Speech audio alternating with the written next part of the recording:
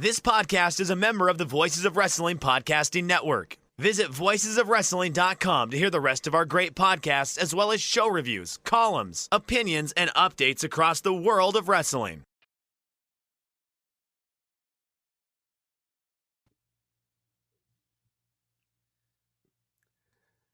Ladies and gentlemen, welcome back to Shake Them Ropes. My name is Chris Novembrino. I am unfettered by the man, by consumerism this week, by the elites that control our media, as in like Shake Them Ropes. Like those are the sponsors, and they have a very limited say, and they really just want to know where the timestamps are. And we appreciate all of our sponsors and look forward to patronizing them again in the future. My name's Chris Novembrino.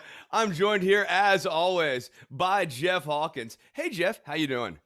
Chris, you are the most underrated voice on the Voices of Wrestling Network, according to one Joe Lanza. Jeff, properly rated. I'm doing good. No more vertigo for that. People checking me on that health. That's cleared itself up. It's been an interesting week of the graps. Let's say I don't really have a non-graps thing to start with. So do you just want to go into it? Yeah, it's like all of my non-graps stuff that I have. We got out before the show. We got out before the show, and I specifically did not like save any of it for the show because I thought about any of this. I was like, does any of this work on the air? Which is, let me tell you, Jeff, the worst thing about doing radio stuff is now bad things happen to me, and I go, does that work as banter? Is there a way for me to package that into a tight, like 120 to 180 seconds and get something like real nice for an open to Shake Them Ropes or Don't Worry About the Government? And like this week, life's just been crapping on me, but it's not like, it's not all been bad stuff, but like all of the bad stuff has been bad in a way that does not easily bundle. And that to me is really the greatest crime, because if life's going to hand me lemons, at least make them packageable into 90-second lemonade. Well, it's one of those things like if you say you're a comedian, which I actually used to have to say I did, it's like, you're not going to use this in your act, are you? It's like, well, it depends how bad this goes, kind of thing. But yeah, we are on all your major podcast platforms. If you want to watch us record the show as Chris gets through his coffee and I get through whatever I'm drinking this morning, you just got to stand outside my window here. You can watch the show. No. It's on okay. the Voices of Wrestling YouTube channel, youtube.com/Voices of Wrestling. I believe the entire word. Special thank you to another show out there, the Stone and Steel Show. I was on there this week. For anybody who thinks I'm just a paid shill for WWE, it's like, it felt like a half-hour advertisement for go watch AEW, because if you want to get into wrestling type of thing. But I'm old friends with Tully Dio, one of the hosts there, and you will be on the show, I think, in the coming weeks. They have expressed an interest in a little guitar geekery with you, because I sold it to them that way. But I was on there talking graps and what I like, and a little bit of Tully Blanchard banter, but thank them for having me on. I look forward to that. I was on a bit of a Black Flag kick here the last couple of weeks. Last night, overnight, I was here and sequencing out the drums and the bass to Can't Decide. So I'm always down to talk some music. But let us talk a little bit. Wait, hold on. Let me get the rest of the house cleaning done. Oh, okay, sure. We're gonna go into Paul Orndorff first, I think. I'm so unfamiliar to leading in the show here. This is where I get myself in trouble. I know, that's the weird thing, is because I have the ad reads in front of me, and because we don't have any ad reads this week, it's one of those things where it's like, go ahead, Chris, take the wheel, co-pilot, land us. Number one, the Ask Us Anything. We are going to be taping that next week. I have a total of one question. And he apologized for it being too long. And I'm like, it's not too long. It's the only question I have so far. DM me, or you can email me, crapgame13@gmail.com. I have not missed a week in 7 years of doing this show. I don't plan on doing it either. So if we don't get any questions, we're going to end up calling you, Chris. And we're going to end up recording something while I'm on vacation. The other thing is Chris is going to AEW on Wednesday night, baby. And I'm Garland, also going to Texas. be at Monday Night Raw. So Are you? Yeah. Yeah. Oh God! You're gonna have one of those post WrestleMania type weeks. Well, where I'll it's tell you, just... Jeff, I paid the same price for both tickets. So, it was a good deal. It was kind of like a two for none sort of situation. And, I will be at both. So if you want to link up with me, find me on Twitter at DWATG, shoot me a DM. You'll also, look for the hair. You'll see my Hayabusa mask because I'm still going to be, especially around that many people, I will still be masked up. So look for the black Hayabusa mask. Yeah. I don't want to be seen by the public. No, it's not, bro. It's not even that. Like, this is just like the last year has really made me think about how mindlessly I used to like walk through crowds of people in a way that like there's no good reason to be like this close to a whole bunch of strangers on like a regular basis. A little distance ain't so bad. I've certainly been persuaded on it. So the mask will be hanging around. Start off with a little sad news. Paul Orndorff, one Mr. Wonderful, passing away this week. I heard the flagship did some great audio on this, so I'm not going to try and reinvent the wheel. I haven't had a chance to listen to it yet, but Paul Orndorff, for me, was kind of my entry into WWF because we didn't get WWF where I lived unless you had cable, and I didn't have cable at the time. But this is a guy I think whose influence, at least presence, is very underrated. He's one half of the first main event for WrestleMania 1. He's part of that first Survivor Series main event. Here's the stat I didn't know. I'm reading a bit from the Wrestling Observer newsletter. The 1986 feud with Hulk Hogan was the most successful house feud in pro wrestling history. That's big. I know we've had the Attitude Era and sold out shows for years and things like that, but a successful house show feud is something that we may never see the likes of again, really, because house shows don't matter all that much. Now, I'm probably going to yak a little bit here, Chris, so you'll pardon me, and I'll let you in here for that. But I'll be intermittently on and off camera, but I'll be listening the whole time. I have just recently gotten to watch a lot of Orndorff's early stuff with Mid-South. This is, I believe, before he goes to Crockett the first time. And his brother, Terry, is there. He has a brother named Terry Orndorff, which is amazing. But the thing about Orndorff that I've gotten from watching him throughout history is that's a guy that, to me, when you say Florida wrestler, that's the guy I think of. And the irony of that is that he was never a big deal in the Florida territory. He's this bodybuilder. He was doing arm wrestling and an early version of underground fighting, MMA, when he got into wrestling. But he's a bodybuilder who knew his technicals, legit tough guy thing. I know Chris will remember this, the story of Paul Orndorff backstage at WCW in his shower shoes, basically beating the crap out of Vader when Vader was acting up. And you all know we love us some Vader. But Vader could be a bit of a baby at times, and Orndorff wasn't going to take that crap. Yeah, well, keep going, because I want to talk about that moment specifically, because, I have thoughts on that moment. Okay, we have a lead up to that, but, I watched a little bit of him in NWA when I was just kind of doing a historical watch, and the thing is, for all the crap that we give WWF about guys, there were certain guys, there's a certain brand of person that Vince McMahon took and made into something a lot more than they ever would have been had they not gone there. And for me, Paul Orndorff is very much like Curt Hennig, aka Mr. Perfect, in that realm. Curt Hennig, good enough wrestler, not a great promo, but when Vince got a hold of him, he made him into something huge, turning Paul Orndorff into kind of a, he was good, don't get me wrong. But if you watch the promos, and there's something I think that went on in territory wrestling back then, I haven't talked to anybody about this, but I should ask, is that there was a mindset on promos that you'd watch where the guys would start out very quiet and then try to crescendo to the end type of thing. You'd see this in a lot of early Mid-Atlantic in terms of the 80s and things like that.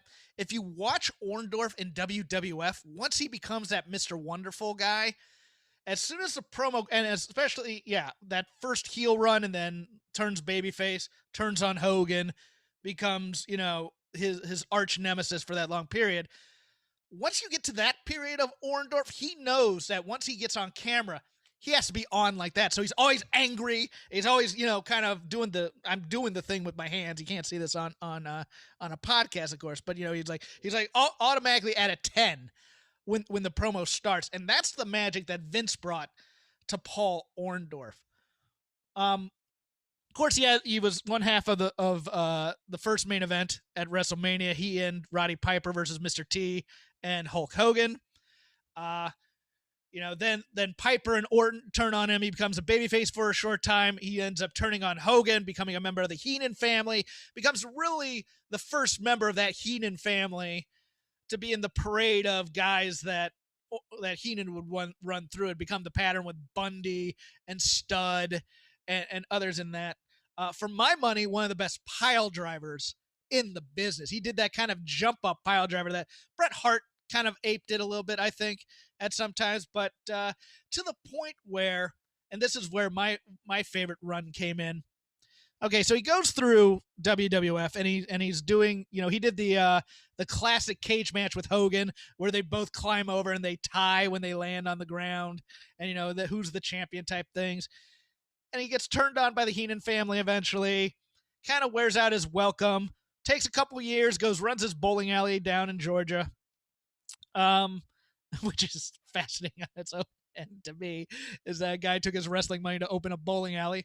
But around, he takes those last 3 years kind of off. And then in 1990, he does like a 3-month stint in NWA WCW when they sign Junkyard Dog and Iron Sheik. And he's like part of those dudes with attitudes type things. And he's facing the Horsemen. Very interesting Arn Anderson match and a clash during this time, which is cool. And then he goes off to Herb Abrams. And then to me, when he gets done with whatever he's doing with Herb Abrams, because I know, have you watched any Herb Abrams UWF, Chris? I don't know that I ever have actually sat down and really watched any, like I think I maybe have seen an isolated episode of UWF, but I've never actually attempted to sit down and watch some of the Herb Abrams like angles, etc.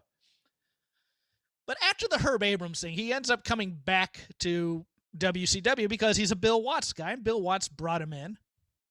And this to me is his most interesting period, at least, because this is where he has to get away from the WWF big man style. For lack of a better term, the WWF had a very easy style to me. And he's doing some interesting work. I went onto his wrestling, Pro Wrestling DB page, and I was looking at matches and looking them up, and he's doing things like tag matches with Chris Benoit. He's tag matches with Rick Rude. He's kind of in that same vein as Steven Regal at the time. He's a guy who's very technical. He can do a lot there.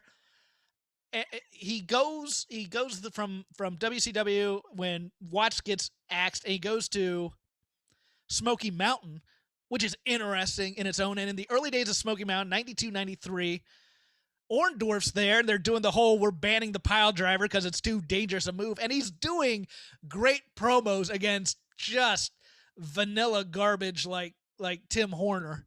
Tim Horner, not the most fascinating dude in the world, but, he has these things. He comes back. He comes back to WCW eventually. He wins the TV title. I might have my timeline mixed up there. Chris, do you know who he won the TV title from in the tournament in that last round? Too Cold Scorpio. Chris, you did a show called High Wattage at one time on your Patreon. Oh my God, he beat Eric Watts? He beat Eric Watts, and I watched this match. And I have not watched this match. I think I might need to do a bonus episode of High Wattage here. Well, here is what fascinated me about this, because it's Tony and Jesse on the commentary. So this must have been before the Smoky Mountain thing, because that was 91, 92, I guess. Orndorff is fairly clean in this match, and even Tony's remarking on this. It is a grappling match. It is a straight wrestling match. Orndorff does one heelish thing towards the end, and that's throw Eric Watts outside of the ring, using leverage, really.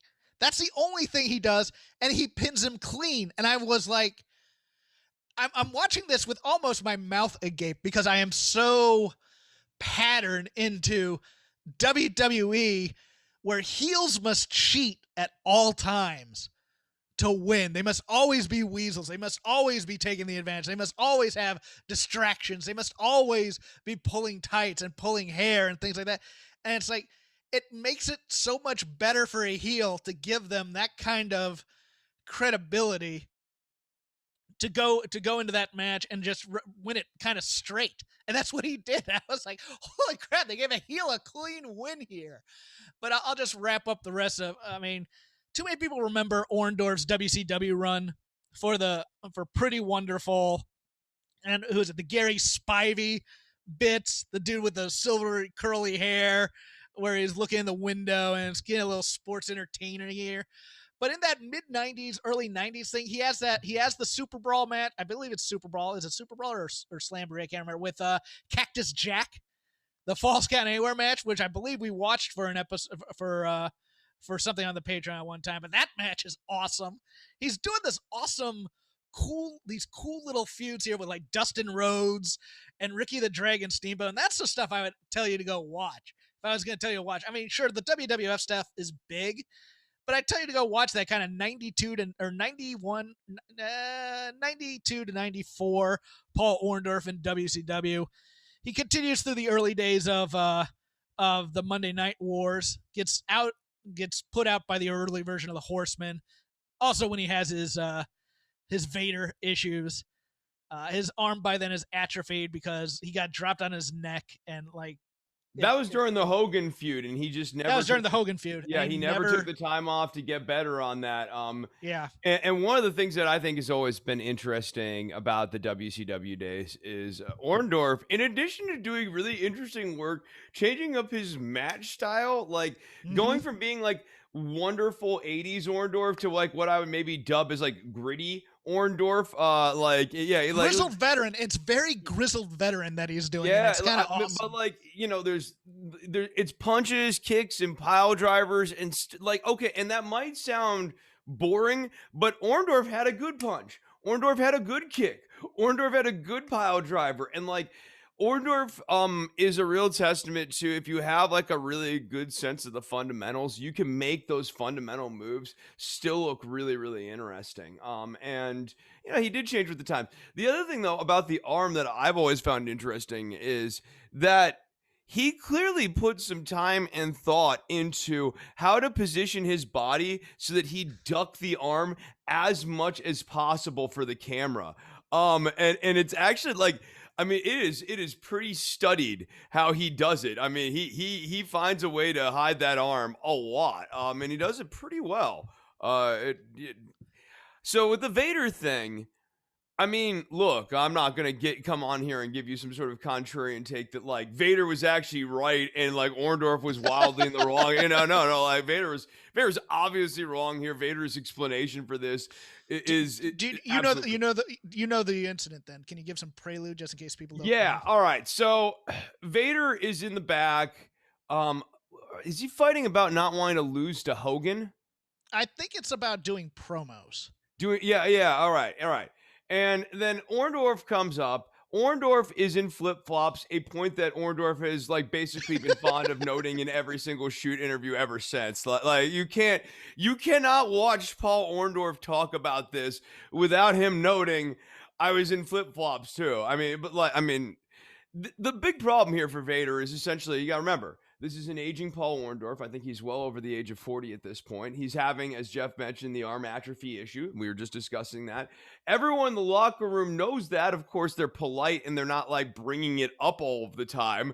But like, if you get into a fight with a man with a withering arm, and you're calling yourself some big monster tough guy, dude, I hope you win. And in the case of Van Vader, Big Van Vader did not win this fight. He actually lost it fairly handily. And that resulted in Vader losing his job at WCW. It was a pivotal moment in his career. I think it could be my only thought on it that I guess is slightly contrarian is that I think you can overstate it a little bit because I think that Hogan's arrival in WCW was going to be a problem for Vader if he had stayed there 96, 97. Like the NWO run was not going to be favorable to Vader. I think one of the first people the NWO was going to go through would be Vader if Vader had stayed around in 96, 97. I think Vader's probably done anyways there by 96, 97 because he's probably the big monster. Like he ends up basically being Hogan's Yokozuna in terms of or getting the those Giants things Yokozuna. They bring in the Giant. Vader goes up against the Giant. And it's the Giant's first signature win. Yeah, something to that effect. It's interesting to say, but in terms of Orndorff, yeah, it's amazing. If what got me was how much he improved on his promos as time went on. Once he became kind of grizzled, and what the WWF did for his promo abilities, and I think they'd really taught him how to do a really good promo because he's just always intense. Once you get to that point where it's he and Piper against Hogan and Mr. T, it's kind of the I always have to be Roddy Piper type of Paul Orndorff, and he continues that throughout the rest of his career. In terms of matches, yeah, go into the Pro Fight DB. Look at his lineup of matches that he's having. He's having a lot of interesting matches. Go through the clashes and the Super Balls. That Cactus Jack match is something that it's more famous for Cactus Jack doing that somersault flip off of the second rope onto the floor where he just splats onto him. But he is doing some great work there. His last matches on TV were the 2000 Nitro. Towards the end there, he became a trainer at the power plant, which I think, that would scare. That's the kind of guy who's separating the wheat from the chaff, let's say. But definitely underappreciated, I think, in wrestling history, just due to his contributions to that first WrestleMania and that first Survivor Series match, which are both, Tiffany, or they used to be Tiffany pay-per-views now for the WWE. I don't think Survivor Series is as much. It's kind of been replaced a little bit by Money in the Bank, which we'll go over later this time. But that's all I have to say about Paul Orndorff. What about you? That's all I got, man. If you're interested in going and checking out some Paul Orndorff matches, it'll be worth your time, especially the later on in his career. Guy who had a real big commercial run in the 80s. And then later in his career, I think he clearly enjoyed wrestling enough and like kind of got the sort of I don't want to say the art of wrestling, but like understood it as more than just be big and have a great body in the ring thing, that there's actually like a technique to it. And you really get to see that shine in the 90s. And like, yeah, just interesting career, man. Interesting career. On the business side of wrestling had a really good week this week. There's no denying that. AEW, which company? Show. Which company? I think all companies had a good quote unquote business week, because that SmackDown at least got people talking with the crowd, and like the reactions to Bianca Belair, who hadn't had a crowd reaction up until then. That was a positive, I thought. I thought it was a decent enough energy show for WWE. I'm not going to say it was an all-time great SmackDown. It's hard for me to tell because there's some clear audio sweetening that's going on. And so no, I'm for real. I'm not just like trying to like be like the wet blanket. No, like I know. It is. You brought Bianca specifically. That is a point where I felt, at least to my ears, the ESTs, some of them felt piped in. So I don't know organically how much of that is Cedar. I live in Texas. I don't know where Cedar whatever it is in Texas. I don't know how much of that is Bianca Belair really connects with Cedar somewhere, Texas, and or how This much was of that is. Houston. This was Houston last night, though. Oh, okay. All right. So like, it's out by the way. You're the one going to Cedar, whatever. No, I don't know. I Or don't. no, that's no, AEW. no, That was AEW. Do not slander me by saying I go to Houston. Houston is a horrible place. I would never do that. I live in Dallas. Well, no, I just started laughing when you were talking about sweetening, because the worst sweetening this week was NXT UK, where they're doing that. They're doing the press conference with Walter and Ilya Dragunov, and they're still doing the yay boo buttons where you have like 6 reporters asking questions, and there's obviously nobody there else, and they're yay boo. And it's funny because like it's just instinctual because there's no whys being asked. Like, why would we need the yay boo buttons when we've established for the better part of 2 years that Walter is a definitive, absolute, complete heel who at best moves to respect post match, but it is the respect of a victor to his victim. Not like any sort of warmth. At no point has Walter been babyface. Not ever. Never. And they've never turned Ilya Dragunov, so he's actually been like tragic figure. So like it's just knee jerk. Like I wouldn't even say that is like a defensive crouch, like, oh my God, we better pipe in the booze, otherwise people won't know that Walter's the bad guy. It's just the instinct is gotta push the button. This is where the button goes. Gotta hit it. Yeah, and I think you're gonna get a lot of that. But here's what's interesting. I mean, AEW had over 1 million viewers this week, which is great. We'll get to those numbers in a moment. But we're getting a little bit, and we talked about this a little bit before we went on air, but we're gonna get into it now. The 80s are back, baby. And by that, I mean WWE, I almost called WWF, World Wildlife, no. That's WWE, how you bring back the 80s, baby. You get them back to WWF. Chicanery with trying to screw another promotion trying to run shows. Because this from the Wrestling Observer newsletter, WWE goes back to touring this weekend and will have sold-out shows in Houston on 7/16 for SmackDown, Fort Worth on 7/18 for the Money in the Bank pay-per-view. But there were 2 major events with tickets officially going on sale on 7/16, but had pre-sales on 7/14 that were the biggest news. AEW's debut in New York City proper on 9/22 at Arthur Ashe Stadium sold 6,600 tickets in the pre-sale that was not pushed all that hard, to the point that I didn't even know about it until the night before. That's Dave. AEW had pushed the public on sale date on 7/16, so next week will be a better look at where the show stands. Still, it will not be the instant sellout that All Out in Chicago was, nor was it the hot ticket that SummerSlam in Las Vegas was, that moved so many tickets in a better publicized pre-sale. More on that in a bit. A little over 8,000 tickets are out for that show. Arthur Ashe Stadium as a pro wrestling sellout would be 16,500 tickets. But here's where it gets a little interesting. This is me kind of summarizing. WWE decided, after Maroon 5 canceled a concert at MSG, to do a counter show on September 10th in Madison Square Garden, which has been on sale to the public and only has sold 7,557 tickets, probably 2,500 to 3,000 of those being comps for the SmackDown taping. It had 5,700 out after the pre-sale, so an apples-to-apples comparison would have AEW ahead by about 2,400 pre-sale, but MSG is likely ahead dollar-wise.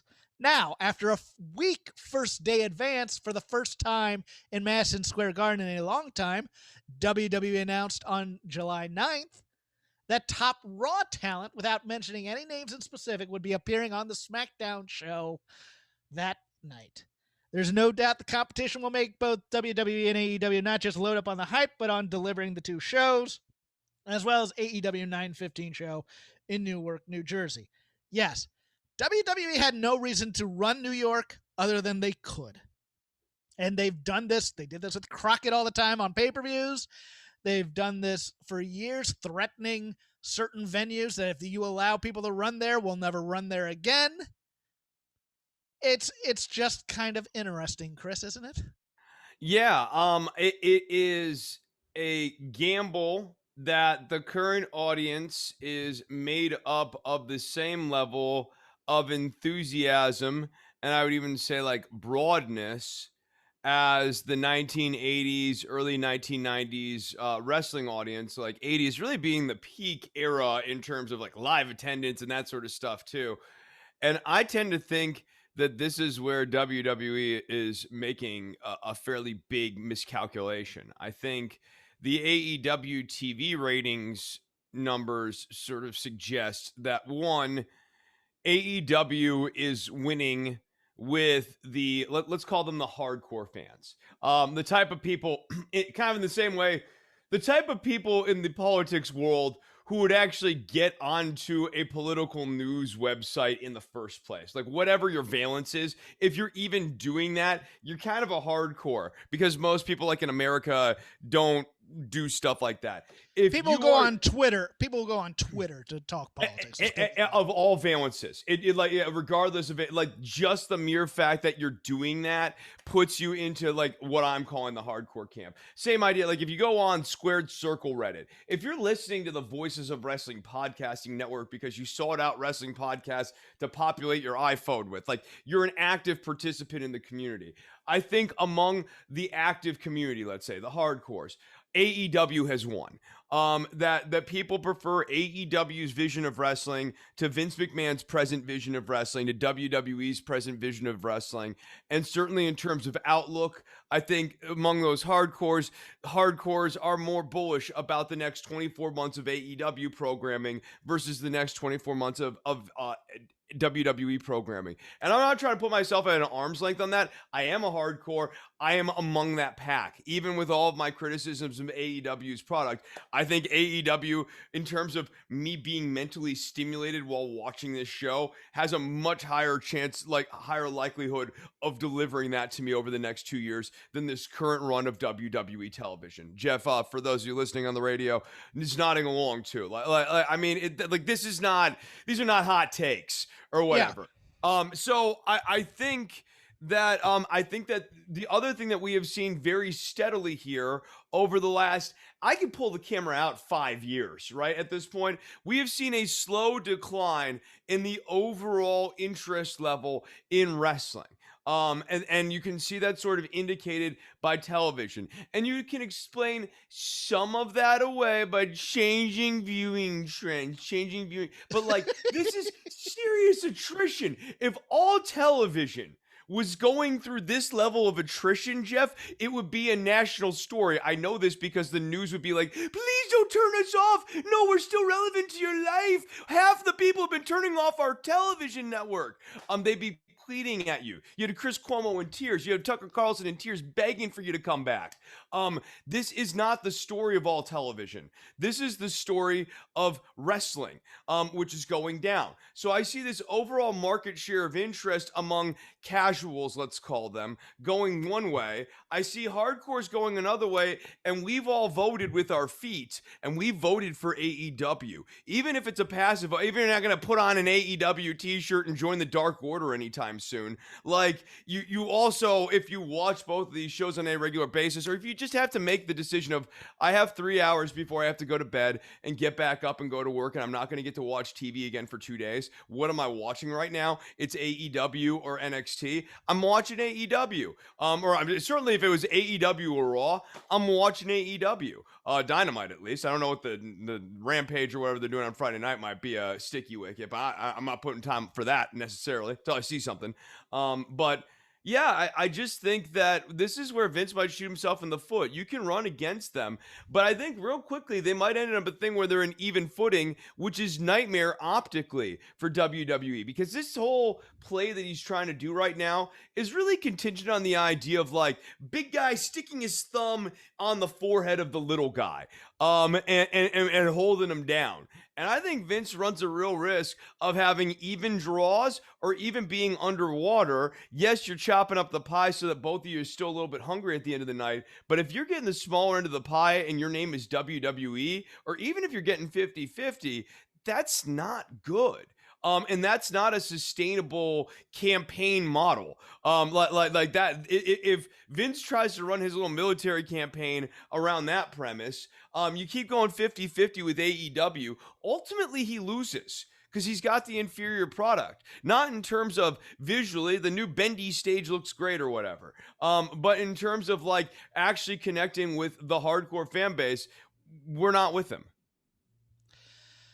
He's also playing a weird game because with this reduced audience and them being more hardcore and being more online and in tune, people know that he's basically lying in press releases. When the WWE comes out and goes, these people aren't our competition, blah, blah, blah. They say that publicly. And then privately, they go around trying to screw them, trying to take away their audience share, trying to do other things, threatening companies, threatening broadcasters. This has been the MO. Nobody's our competition because we do a product that blah, blah, blah, blah, blah, blah, blah. But underneath, behind the scenes, it's just not true. Now, to your point, this gets to another really interesting point. And maybe it's been discussed somewhere else, and I'm not following commentary enough.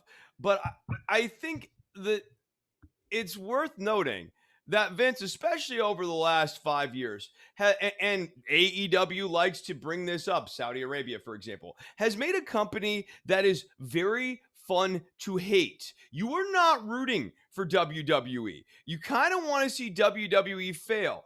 And in the 1990s, WWE straddled this much more morally gray line where like sometimes you sort of had WWF's back. Not all the time, not like when Vince was like doing the steroids thing, but like when the moralists would go after wrestling and they're like, you're ruining the children, Vince McMahon. You're kind of like, all right, that's ridiculous. Like, why are they going after Vince McMahon for that? Or like when they were going after all the wrestlers for like the hardcore backyard wrestling and they're like, this is all your fault, Bret Hart. And Vince would have to come out and defend that sort of thing. Like, you kind of were rooting for WWF. And it was 50-50 enough that WWF as a company was morally gray. So you didn't have a strong opinion.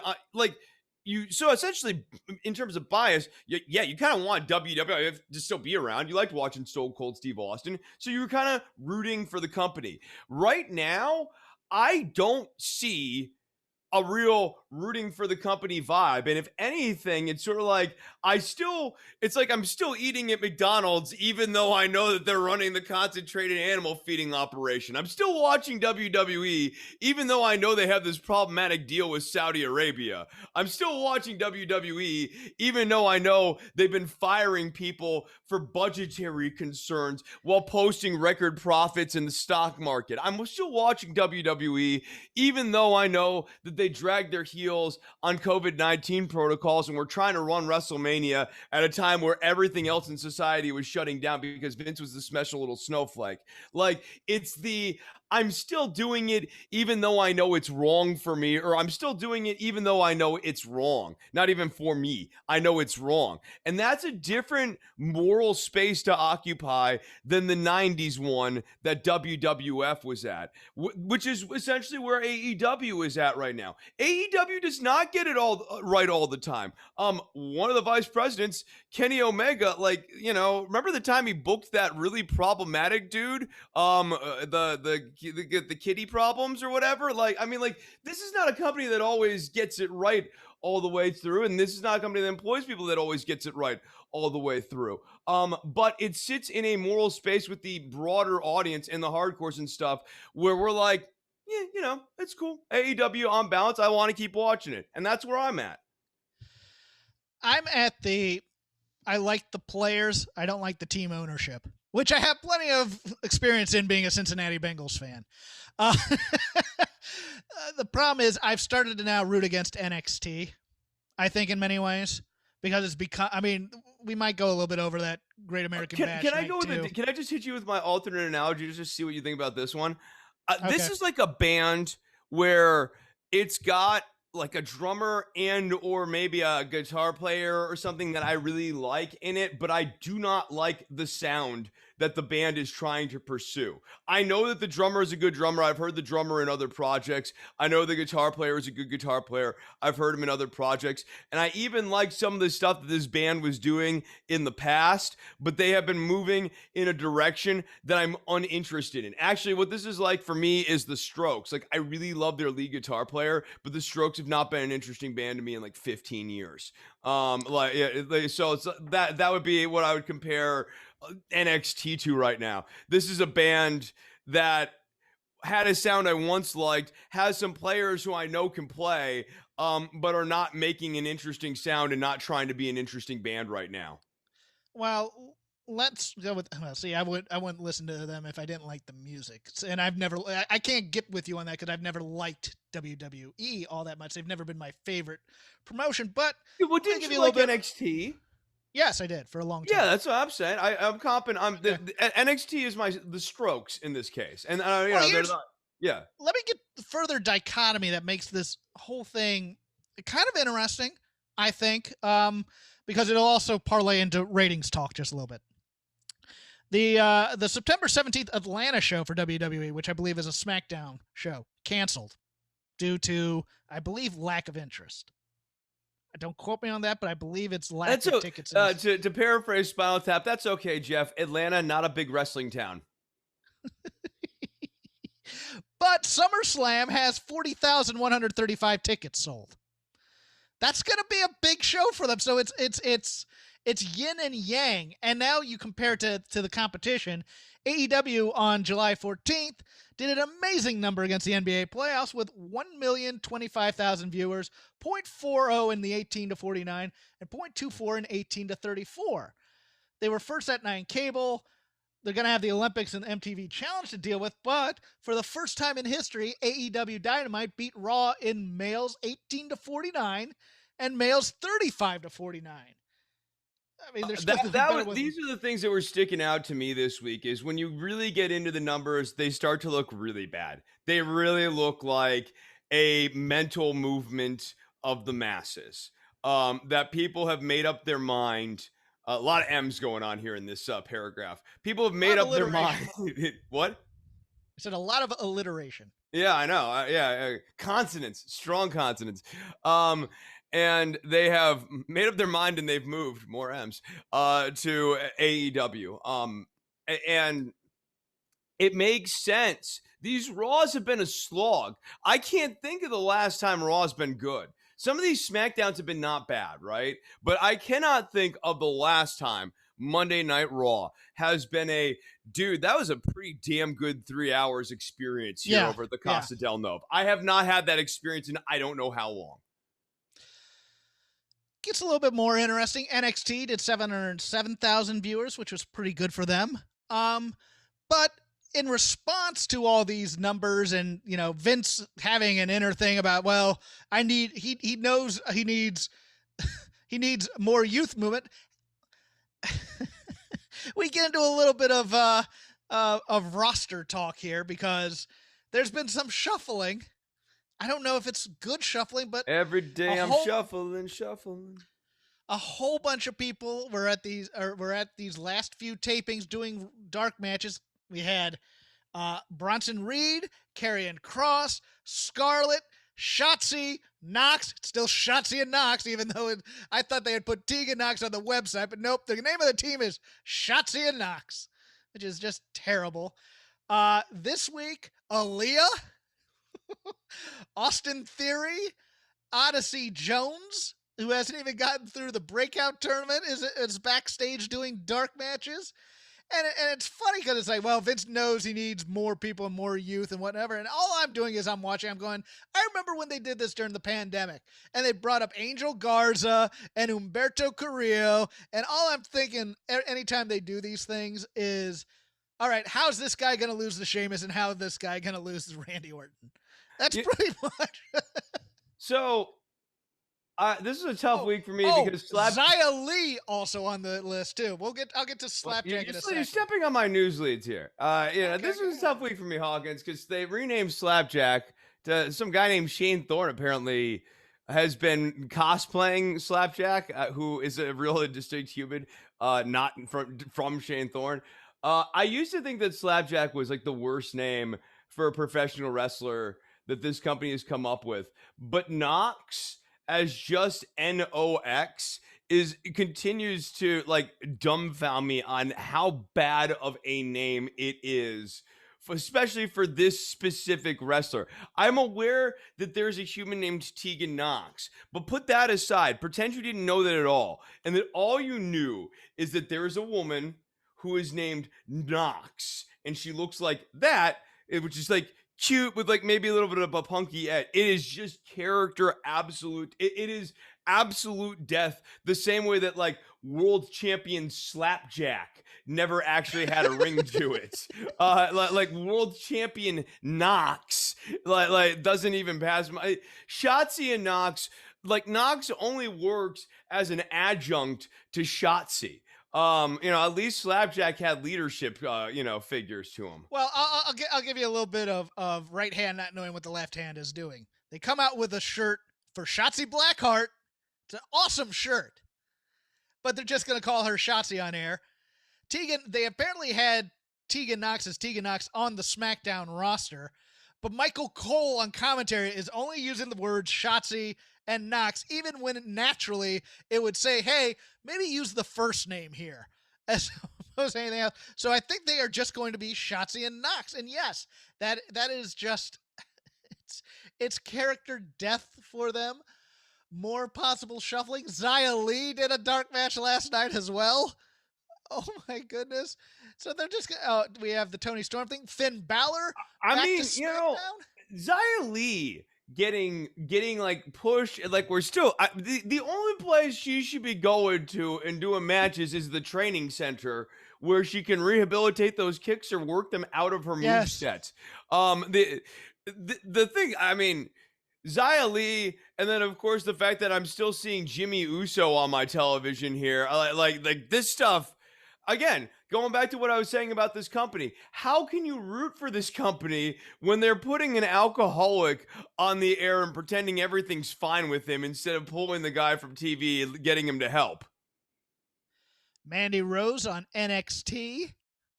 Okay, great. I don't see that. I mean, with the new Robert Stone brand story, where with I guess Jesse Camilla is going to be now the the jewel in that company with Frankie Monet. You've got Frankie Monet and you've got Robert Stone, and like I guess we're now building around Jesse, which I mean between her and Aaliyah, probably the better of the two prospects, I guess.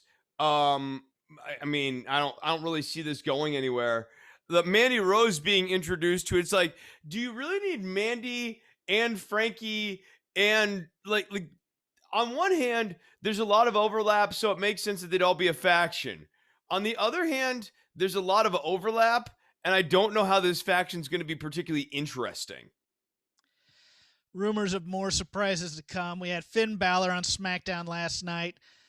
Davey Boy Smith Jr. also wrestled a dark match on the SmackDown tapings. Last seen in WWE as, I believe, D.H. Smith or Harry Smith wearing a cowboy hat. So he may be going back to that. Who knows? I don't know. I loved him in New Japan, but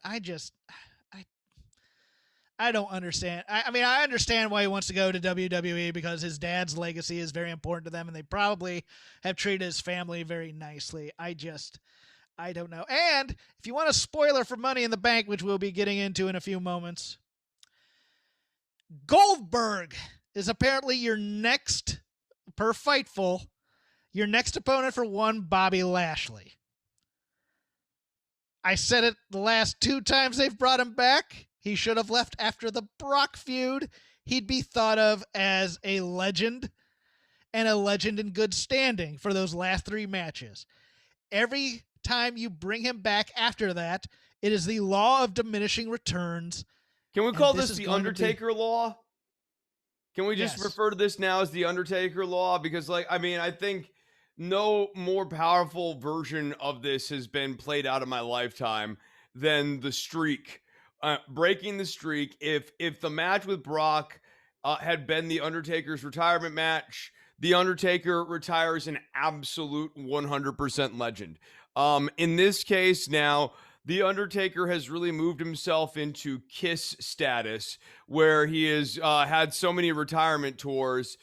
It's not that we think Kiss is a bad band. No one's going to be like, after the umpteenth retirement tour, Kiss is actually bad. They are a horrible band that never should have been liked by anyone. No one will say that about The Undertaker. But, if they had just stuck the landing on that first retirement tour, just like Undertaker, I think things would be a little bit better off. And it's the same thing with Goldberg here. I don't need to see Goldberg versus Lashley. This is an extremely predictable thing, though. I mean, I was actually straight up asked, who do you think Lashley is facing for SummerSlam? And my answer was Goldberg. I believe that this seemed very likely to me. I get what they are seeing, that they're going to have a nice little worked MMA style match. No one's going to have to jump off the top rope. It's going to be a bunch of power moves, a bunch of fake strikes. They do it for about 5 minutes. And maybe you have like a non-finish or something like that. And that's how Lashley gets his 2 matches out of Goldberg or something to that effect. I don't see Goldberg winning the title here at SummerSlam, and I have absolutely no interest in the build for this, because Goldberg's not a great promo. I have no interest in like a Goldberg feud at this point either, because I've seen the only story that they can tell with Goldberg at this point, and they told it, and they did a really nice job with it, and they should have been done.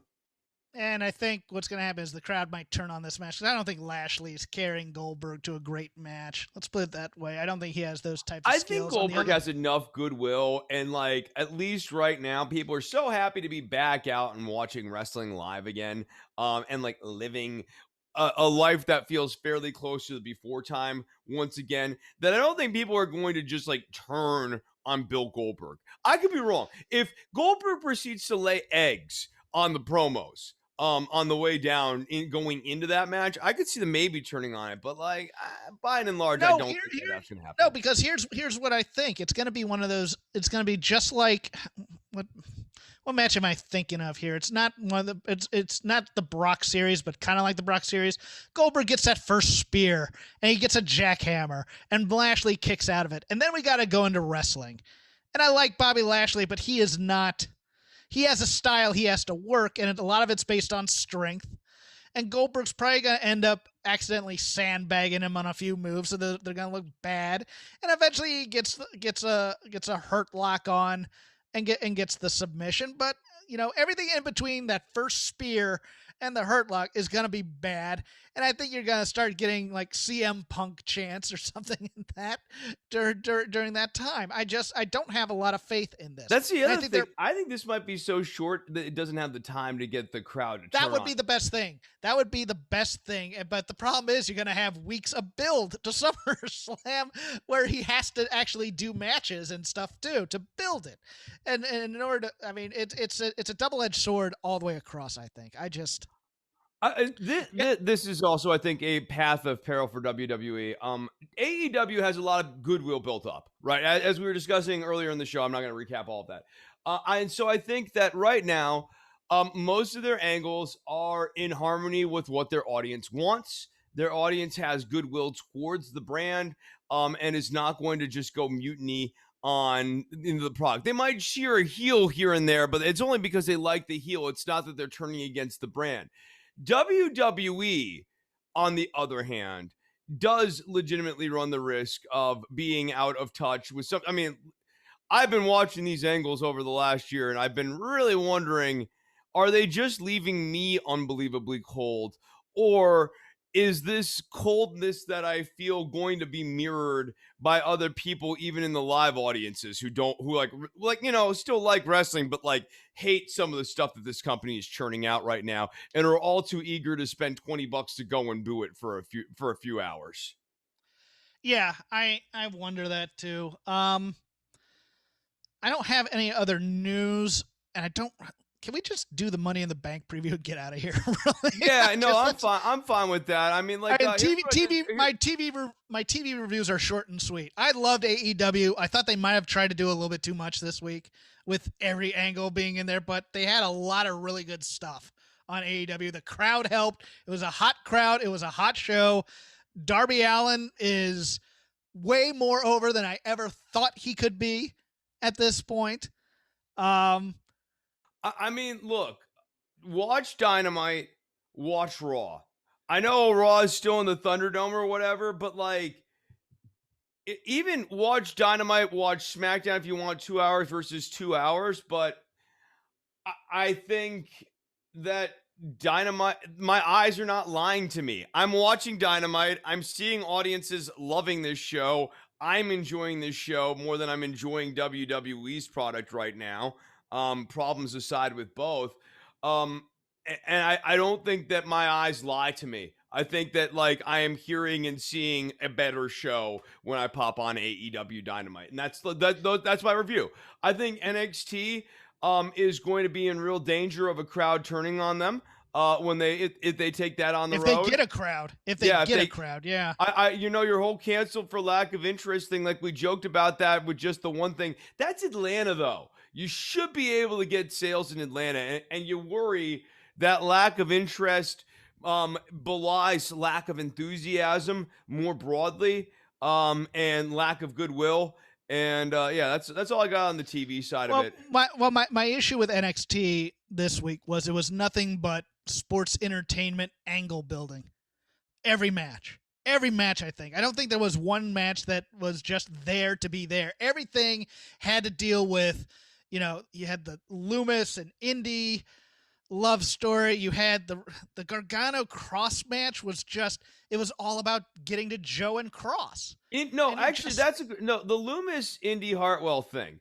Index. This is a trying to make fetch happen thing that WWE has been going into for several months here, telling us, the fans, that we actually really want Indy Hartwell and Dexter Loomis to hook it up. And that's not a thing I see. I'm sure there are some niche people who maybe liked this at some, you know what I mean? But you can probably find isolated comments on any message board, on this effect here. But the idea that this is some sort of organic movement and it's like we're all cheering for Indy Hartwell and Dexter Loomis to finally hook it up. We're not. And I think that is sort of, that's WWE's issue. And then or NXT's issue. And then the Johnny Gargano Karrion Kross match was baffling to me, in the sense that I get building the Kross versus Joe, but I thought that Kross was going up to the main roster. I was very confused by this. And I still think he is. I think he's going to get stripped of this title, and that's how they get him out of there. Because I don't know if Joe's coming back. I don't know if Joe's doing a match. Once they introduce the physicality at the end of the match, I think it's a foregone conclusion. Okay. Yeah, and you know what? Joe as champ would be good, I guess. NXT UK didn't move my needle in any way on any match, really. It was fine. There was just nothing that really stood out to me. And we'll get to the main roster. Here's my other thought on Joe, though. I would have much rather seen Joe going up. I would have rather seen weeks and weeks and weeks of heel champion Johnny Gargano and The Way antagonizing general manager Joe to finally build to Joe unretiring. And we all want to see Joe, who we have not seen wrestle in a long time. We're all thrilled to see him wrestle. We want to see him snap the neck of this pencil-necked geek, Johnny Gargano. And we wanted the build. We wanted the build of the tension there for anything. Joe's here. Joe can't wrestle, so he's here, and he's just there, and weeks and weeks and weeks of Cole and Gargano and Cross and everybody just egging him on. Oh, well, sorry you can't wrestle. Sorry you can't hack it. Sorry you can't do this. And instead, week one, they have him choke out Adam Cole, and you're like, okay, great. He makes everybody else look bad. That's what he does, because Joe is such a dominant presence. And yeah, I want to, build up the tension till it explodes. And that's what needed to be done with the way. Continue. Sorry. Yeah, no. So I just thought that this is a great opportunity to screw Cross out of the title, because ultimately, in order to protect this character's brand, you probably have to screw him out of the title. He can't lose clean. This is not a character that it does not work if this character loses clean.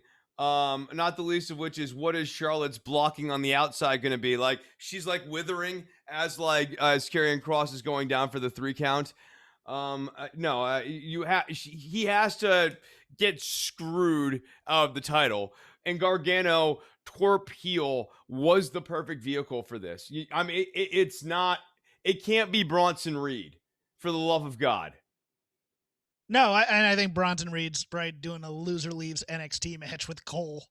But that's what that'll turn out to be, or something to that effect. Because I think he's gone too. But yeah, there are ways. If people are leaving, there are ways to do it where you make the character interesting on the way out. And I just don't see any of these choices being made. So I'm a little frustrated.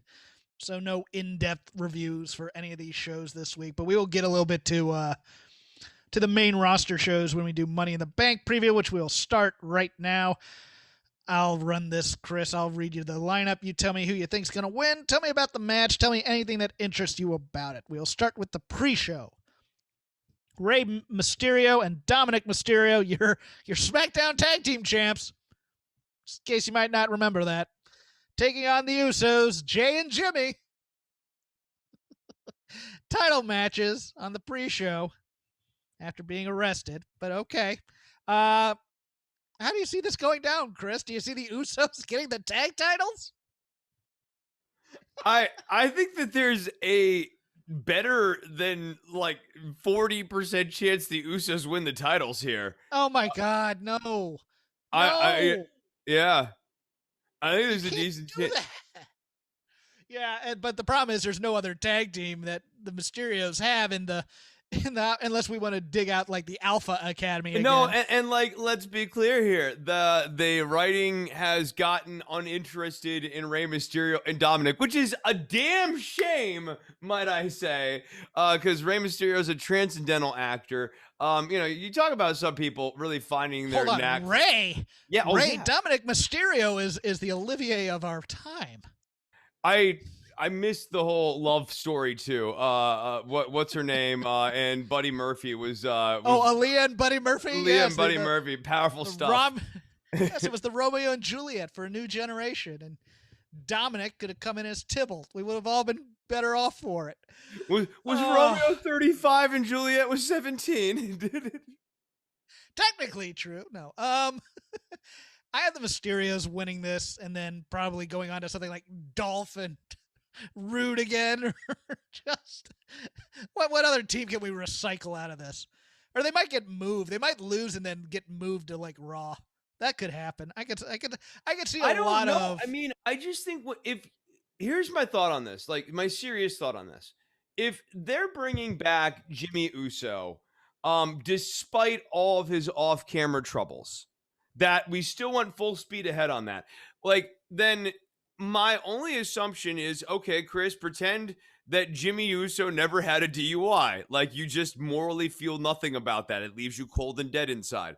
What was the angle prior to this outside of the ring news event? And the angle to me was the Usos and Roman have all the belts at some point, and then the Usos drop the belts, and you know what I mean? Like, it's the family gets the titles, and the younger guys only have the title for so long. Roman doesn't help keep the belts on the Usos, and says, or maybe there's some match where pay-per-view where Roman needs to hang on to his title, and he doesn't come and save them during their title match.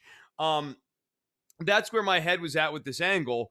And I guess we're still going down that path if we're not pulling Jimmy Uso from TV. Chris, there's only one thing that can save us. That's Duke Slapjack. Hogan.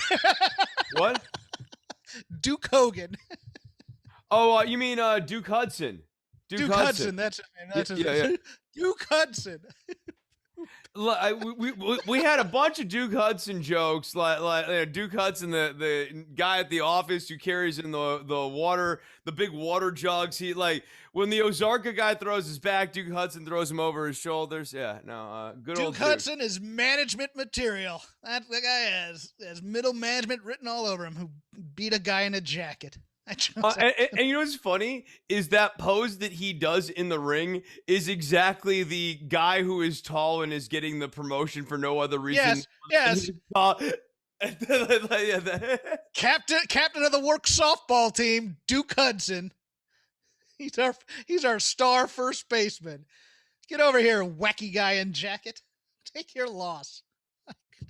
Can't believe they let him wear the jacket in the ring. I'm not for it. Man, Ike Manjiro, here's the thing with him too is when he was more serious, I was like, oh, this guy is actually like a handsome dude or whatever. They just have him playing goofy cartoon character so goofy hard. Goofy foreigner. Gotta bring that in.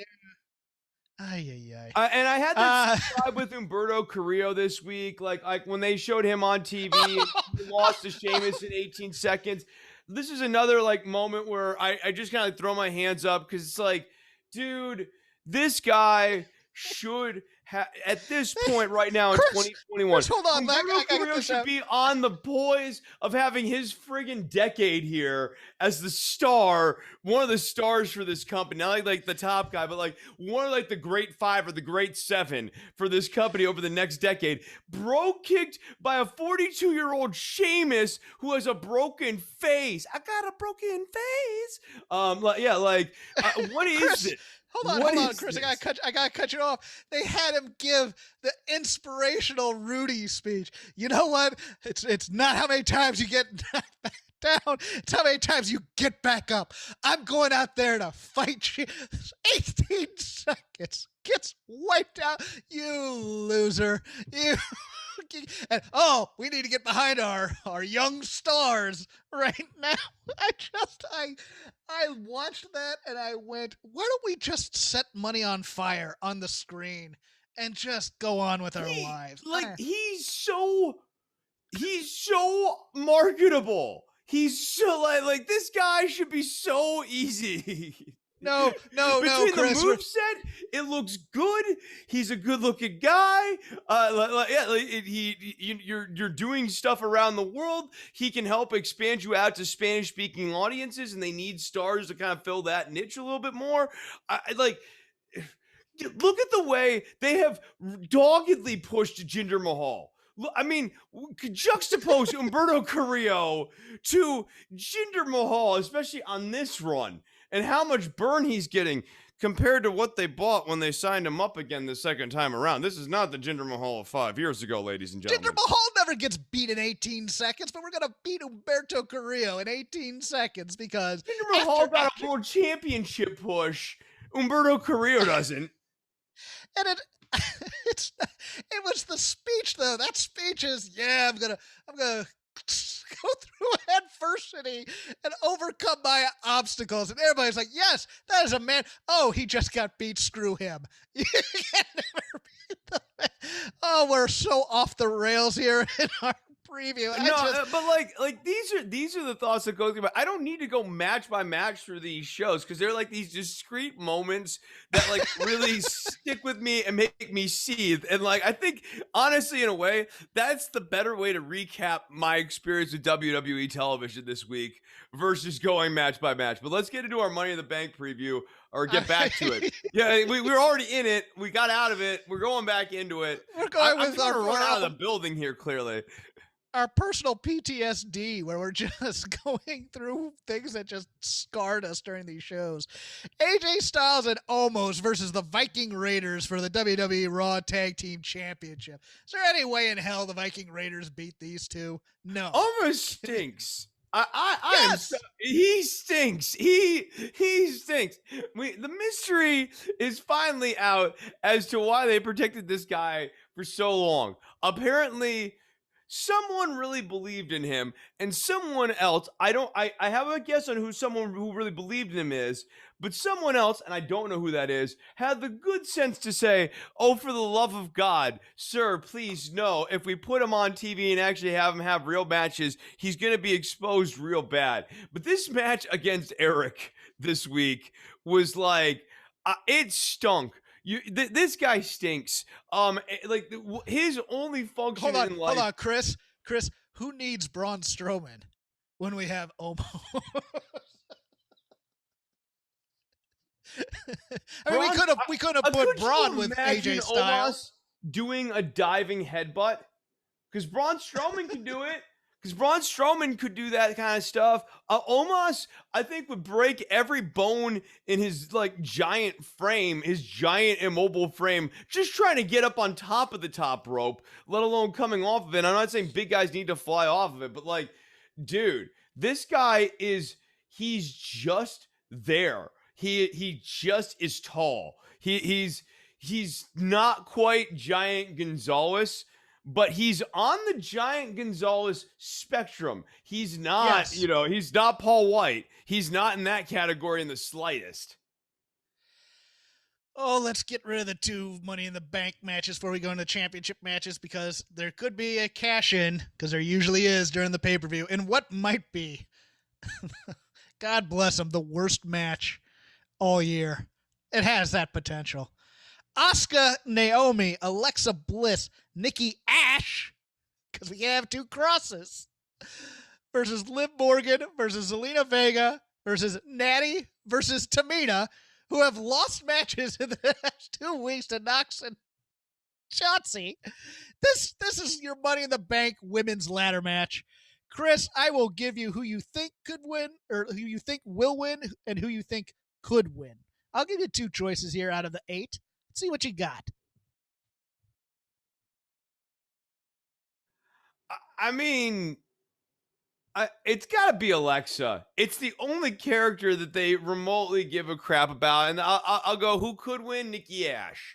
That that we have an ash in. That's a cash in without the C. Yeah, I'm sorry. That's the worst joke ever told on this show, and I love you for it. I'm sorry I did that. Oh my God.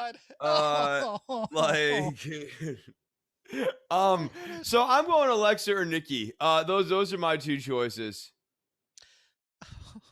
I'm sending that to the company, saying you gotta call it an ash. Okay, I'm gonna go a little different. I think could win Asuka. Just because I think this is going to the Raw side of the ledger, definitely. And I think it's going to be someone that Vince has a little bit more faith in. It's not going to be some young up-and-comer. I think, this is going to sound weird, I think Naomi may win this.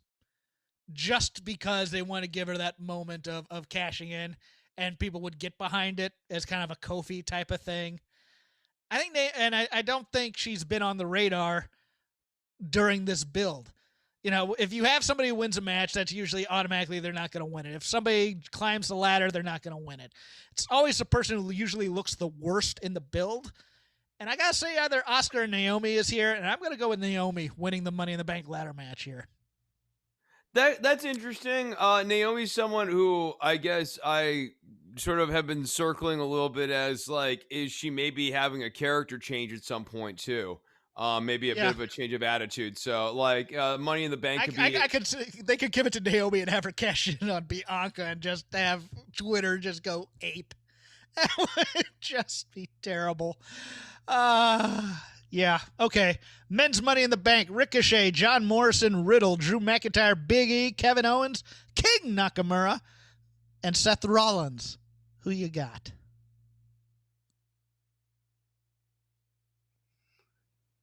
I feel like Big E is probably the guy. That's kind of, but I could also see.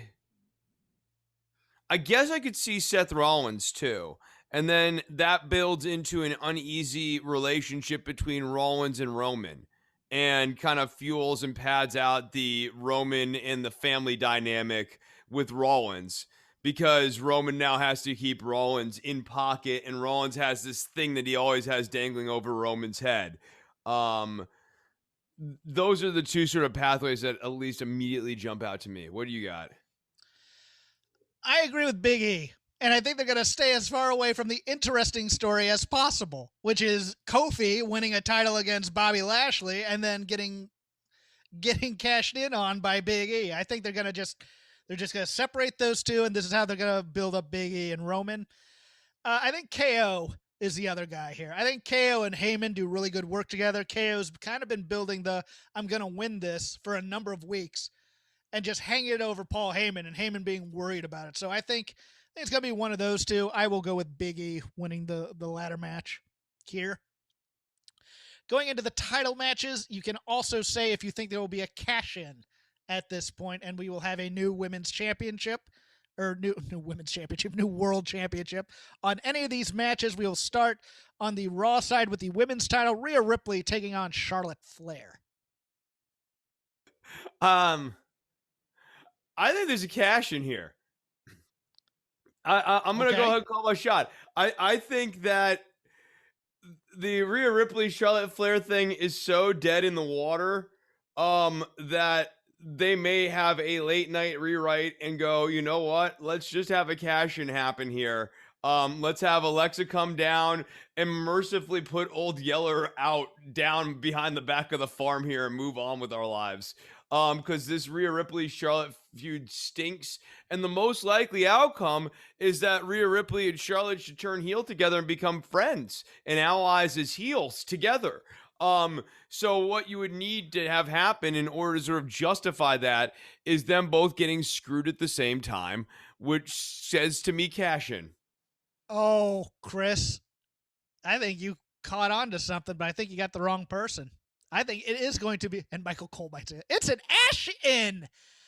Chris, who has gotten one over with the neener chicken pox? Doesn't get beaten under 2-minute things for both Rhea and Charlotte here. Yep. They have not brought that up on TV, and I think they did that on purpose, so we would not suspect. Although it's weird because she was the person on top in the 4-way, so that screams to me illogical that they would do it this way. But if there's a cashier, it has to be Nikki. And then she gets beat by whoever gets it next. Probably Charlotte again. I think Charlotte Flair is the champion after all this, though. I do. It just is the safer thing. I certainly think the Rhea Ripley title reign is coming to a close here very quickly. Yeah.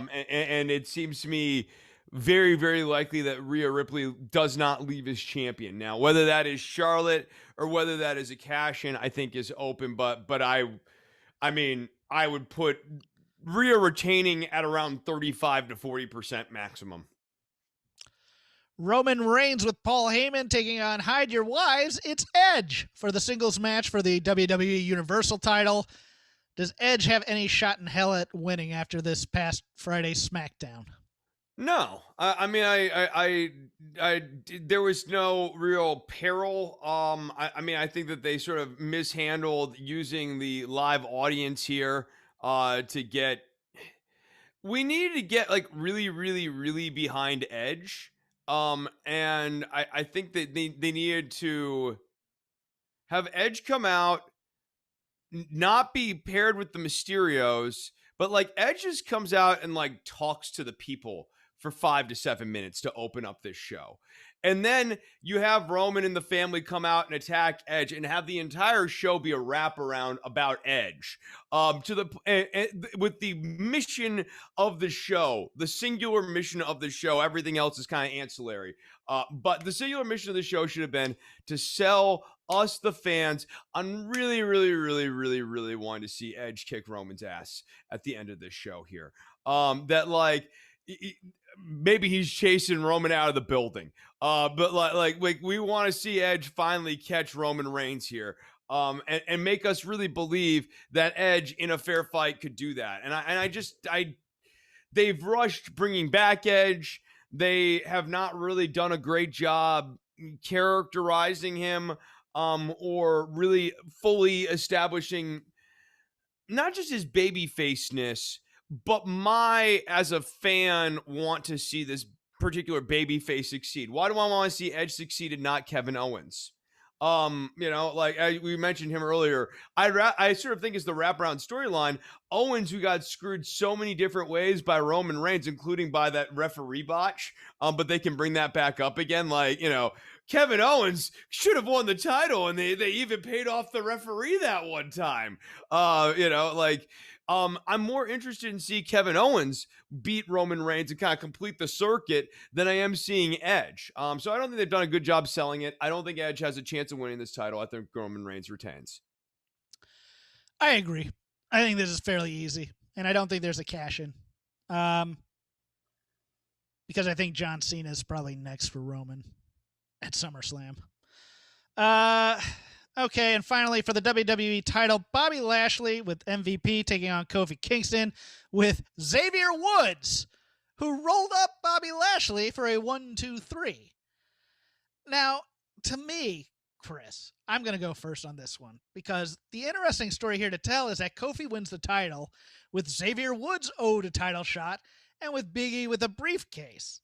And with both of them gunning for Kofi, and MVP doing his best to get in there and get in everybody's head, maybe even taking one of them on as a heel to go after Kofi. But it appears with the Goldberg signing that somehow Bobby Lashley is getting out of this with the title, with no cash in. I think I know how. I think Xavier Woods gets added as a third person in this match. I do. I think they're just going to, while we all want a one-on-one match, I think they're going to say, and maybe even MVP does it against Kofi's will, is, hey, Xavier Woods deserves a title shot more than Kofi. Put him in the triple threat type of thing. And we get the, well, will they or won't they fight? They fight at one point, but eventually they come together. And then because we don't want to beat Kofi, Bobby Lashley beats Xavier Woods to retain his title. And we move on to Goldberg. I don't think that's an interesting story. I think the more interesting story is having the New Day test their friendship and hopefully come out of it. Although, oh God, Vince doesn't do well with friends. And so friendship is nothing more than people that you're waiting to screw. But I think Bobby Lashley wins this. What do you think? Yeah, I mean, okay, so like working backwards here from the Goldberg SummerSlam thing. I think the way we get to Goldberg at SummerSlam is with Bobby Lashley having dominant performances over all of his opponents on the way to SummerSlam. And I expect Money in the Bank to be the beginning of that march of dominance. Like the way they ended Raw with the, I need to get my attitude back. No more of this horrible VIP lounge, which I was just like, thank God. He almost turned babyface when he announced the end of the VIP lounge for me. It's been horrible. They might be turning him babyface. That's what I was thinking when he got rid of it, where he was kind of like yelling at MVP also. So I don't know, but yeah, no, I mean, I thought about all of that, but I think, okay, I think what we're seeing is the heels teasing fake tension between each other. I think they'll resolve things at the pay-per-view. I think they get back on the same page. Look,